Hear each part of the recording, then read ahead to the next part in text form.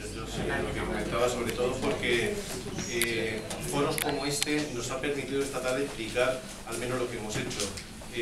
La verdad es que a veces la difusión, no solamente de lo que hemos hecho, grupos minoritarios como Izquierda Unida, los Verdes en este momento, sino incluso ustedes, los movimientos asociativos, el movimiento 15M, realmente a la hora de tener una repercusión mediática en los medios, realmente podemos echar un vistazo casi a todos los medios de ámbito nacional. Que se ha trabajado muchísimo en el ámbito del Congreso, teniendo solamente un escaño, otro compartido con la iniciativa.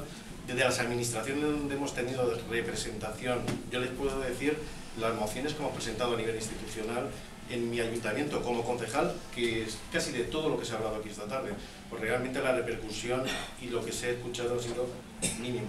Eso también es importante y hay que decirlo abiertamente.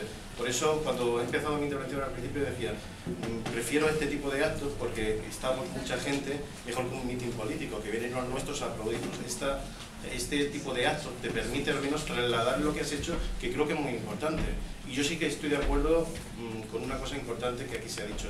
¿Es necesario la clase política? Sí. ¿Con control de los ciudadanos? También. Es muy importante. Y algo también que sí que a mí me ha dolido mucho, porque no todos los políticos somos responsables de lo que ha ocurrido, de los privilegios políticos. Es decir, cuando el representante de UPyD, y no quiero contestar a entrar en un debate entre los contertulios de esta tarde, nos metía todos en el mismo saco. Yo creo que no todos los políticos son iguales y que realmente si desde el inicio de la democracia todos los políticos o todos los partidos han apoyado los privilegios de los políticos, pues vamos a mirar en nuestros propios partidos que dónde estaban antes, ¿no? Y también serían partícipes de esa responsabilidad, digo.